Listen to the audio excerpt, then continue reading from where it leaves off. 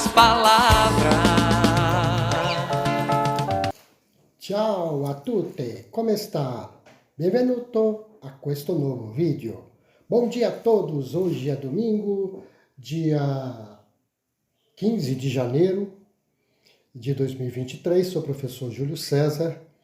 Seja bem-vindo ao nosso canal Altre Parole, outras palavras.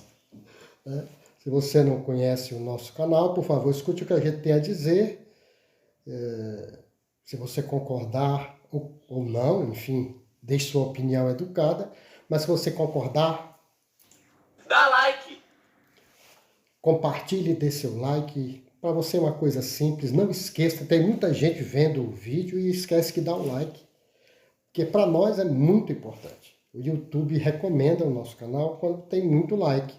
Tem muita gente vendo e pouca gente dando like. Por favor, compartilhe muito e dê seu like. Se você se for da sua vontade, se inscreva no canal, acione aí o sininho das notificações e nos ajude. Muito bem. Vamos ao vídeo de hoje. Eu sou uma pessoa racional. A razão é um negócio predominante em mim, o cerebralismo, né, digamos assim. E como tal, eu gosto de compreender e explicar as coisas. Mas há coisas que dispensam explicação devido à comoção que elas provocam em nós. Domingo passado, dia 8 de janeiro de 2023, eu fui tomado por uma comoção, fui tomado de uma fúria incontida diante da tentativa vergonhosa de golpe de Estado que ocorreu no Brasil. A pretexto disso, de explicação, razão e emoção, né, o grande cineasta italiano Federico Fellini, que eu idolatro, eu amo de paixão, disse certa vez numa entrevista que se qualcosa ti commuove non ha bisogno di spiegazione, altrimenti nessuna explicazione ti commoverà. Ou seja, se alguma coisa te comove, não precisa de explicação. Caso contrário, nenhuma explicação pode te comover, né? Quando a gente é tomado por essa comoção, não precisa de explicação. Mas eu voltei ao normal, depois de algum tempo, né? Porque o cerebralismo, a explicação, a racionalidade em mim é muito forte. Eu voltei ao normal. Vou continuar amando, claro, Federico Fellini e sua obra, As Noites de Gaviria, La Strada, Satyricon, Amargós, enfim. Toda a sua obra maravilhosa, que me comove, não tem precisa de explicação, né? A emoção é muito forte. Mas nesse caso aqui eu voltei ao normal porque a explicação precisa ser dada. Quem me conhece sabe muito bem que eu costumo chamar o Brasil de a terra da banânia, devido ao fato de aqui ser a maior república bananeira que eu conheço. Quem me conhece também sabe que eu costumo dizer que nada aqui me surpreende. Aqui pode acontecer tudo, inclusive nada.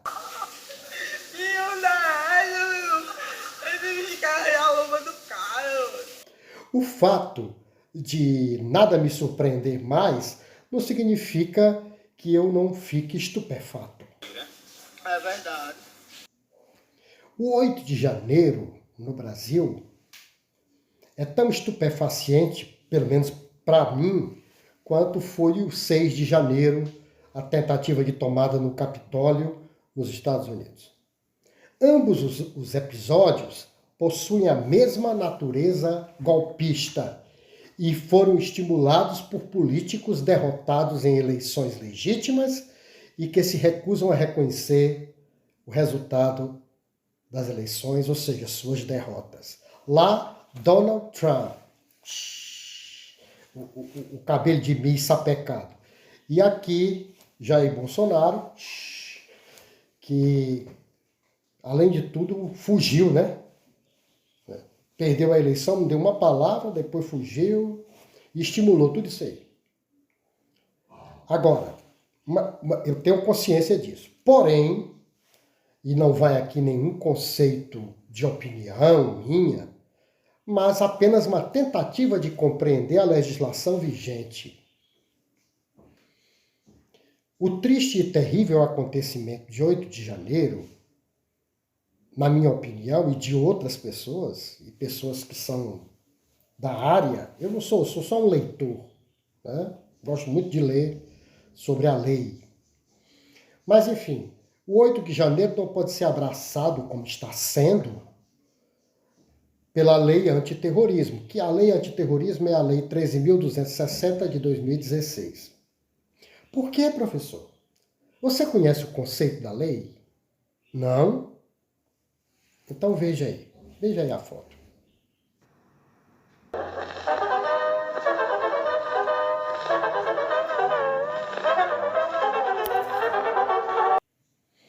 Viu aí? Agora me permita tentar compreender e explicar. Veja só, eu vou ler o texto e tentar explicar.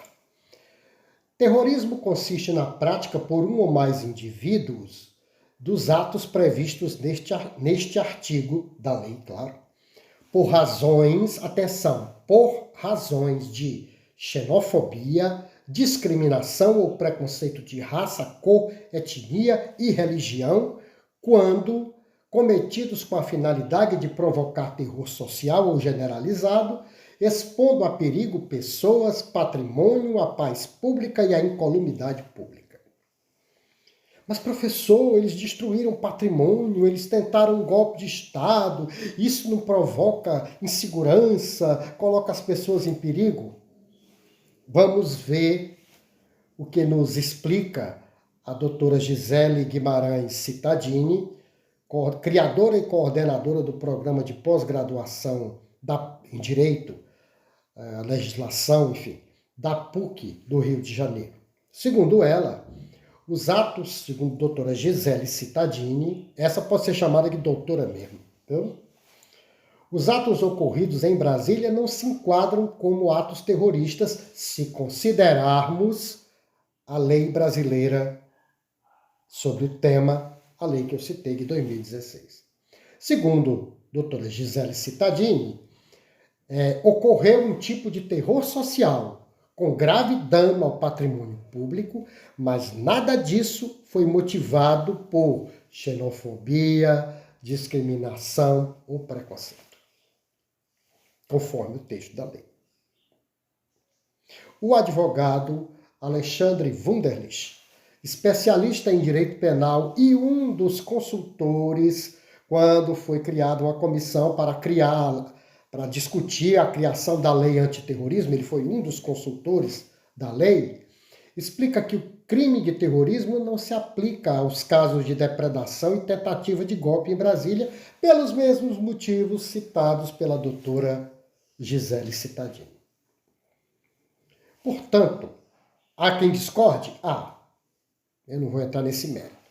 Portanto, os atos violentos e vergonhosos praticados por um bando de canalhas, estúpidos, arruaceiros, radicais, vagabundos, filhos e outros adjetivos que eu não posso reproduzir aqui, são crimes de outra ordem, que são tipificados pelas leis, inclusive pelo Código Penal.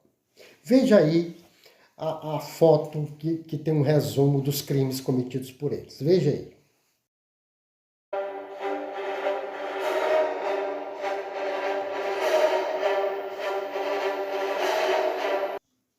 Viu só? Crimes contra o patrimônio cultural. Reclusão de 1 a 3 anos e multa. Associação criminosa, pena, reclusão de 1 a 3 anos e a pena aumenta se essa associação é armada. Abolição violenta do Estado Democrático de Direito, pena, reclusão de 4 a 8 anos, podendo ser aumentada dependendo da violência usada. Golpe de Estado, pena de 4 a 12 anos, podendo ser ampliada de acordo com a violência correspondente. Enfim, são crimes gravíssimos, mas não se enquadram na tipificação da lei antiterrorismo que eu li sem tirar nem pôr para vocês aqui. Os golpistas tupiniquins, burros de origem e natureza e criminosos na essência, tentaram dar um golpe sem ter a menor condição de fazê-lo e transformaram seu adversário principal, o presidente Lula, em herói e defensor da democracia. Eu tô passada, chocada. Meu Deus! Resumindo, fortaleceram o governo que pretendiam depor. Vou resumir com 2 palavras. Parabéns! Deram um tiro na própria pata. Desculpe. No próprio pé.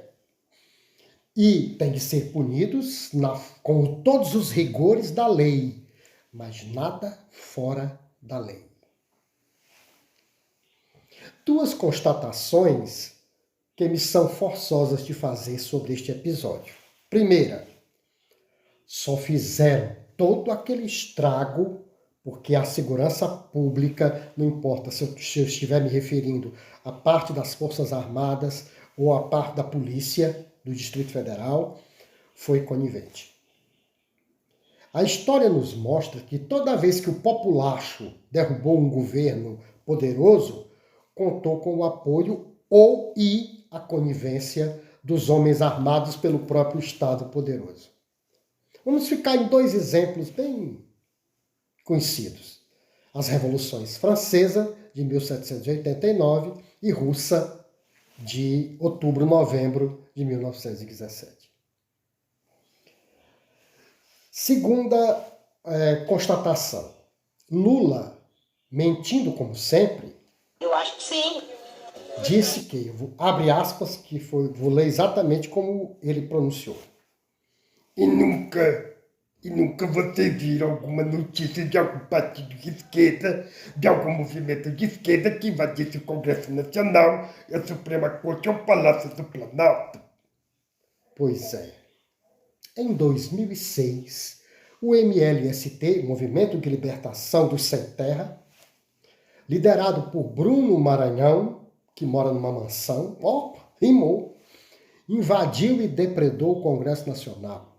O chefe de segurança da Câmara, Normando Fernandes, foi hospitalizado com afundamento craniano após ser atingido por uma pedrada. O auxiliar dele foi jogado de uma altura de cerca de 3 metros, próximo à escada rolante do acesso, que dá acesso à entrada do subsolo do anexo 4. Teve sequelas seríssimas. O prejuízo material foi de R$150 mil. Na época, se for atualizar para hoje, dá muito mais. Ninguém pagou pelo prejuízo, ninguém nunca foi preso. Você duvida desta minha afirmação da invasão do Congresso em 2006? Então veja com seus próprios olhos. A segurança foi pega de surpresa. Os manifestantes chegaram de uma vez, viraram um carro e começaram a atirar paus, cadeira, cones, pedras contra os seguranças. 20 homens da Polícia Legislativa não foram suficientes. Os manifestantes arrancaram plantas, arremessaram até paralelepípedos. Ensanguentado, este segurança tentou se proteger atrás da roda do carro, que foi virado várias vezes e destruído a pauladas. Tamanha a fúria dos manifestantes. Um deles partiu para cima com um cone na mão e bateu na cabeça de um segurança. Um pedaço de meio fio foi lançado contra a porta de vidro e a multidão enfurecida invadiu o prédio da Câmara, obedecendo ao comando do movimento. Entre os manifestantes de vários estados do país, adolescentes, velhos, esta mulher usou um pedaço de viga de cimento para quebrar os terminais de computador que encontrou pela frente.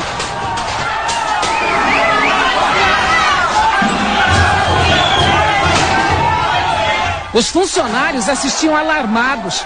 O grupo avançou, destruiu uma exposição de plantas, lixeiras ninguém conseguiu detê-los. Mais uma porta de vidro virou cacos. Viu aí? Lula passou pano para os seus correligionários em 2006, inclusive pedindo que a Câmara não fosse tão punitiva com eles. Aldo Rebelo era o presidente da Câmara na época. Então, Lula, em 2006, passou pano para os seus amiguinhos. Hoje, a direita burra, a direita coiceira, a direita chucra brasileira tenta passar pano para os canalhas golpistas de 8 de janeiro, dizendo que foi um movimento espontâneo. Como espontâneo, se tinha ônibus pago, alimentação, não sei o que, não sei o que. Ainda tem uma cara de pau de dizer assim, não, quem fez aquela depredação foram uns infiltrados. Porra, de infiltrado com nenhum, foram eles mesmos, os jumentos que estavam lá. Portanto, eles, a direita e a esquerda, são muito parecidos. É por isso que quando algum aluno me pergunta, professor, qual a diferença entre esquerda e direita? Antes de dar uma resposta elaborada, ideológica, séria, eu costumo brincar e dou a seguinte resposta. A diferença é que, na direita, o homem explora o homem. E na esquerda é o contrário.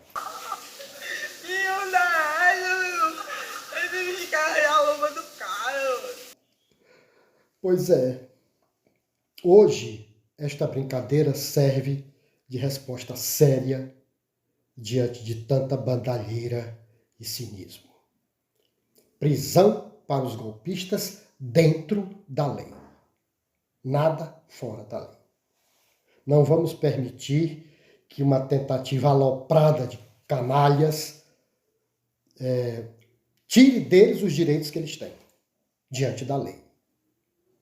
Segundo o que a gente consegue interpretar pelo texto da lei, golpistas, depredadores, têm que ser punidos duramente com as prerrogativas da lei.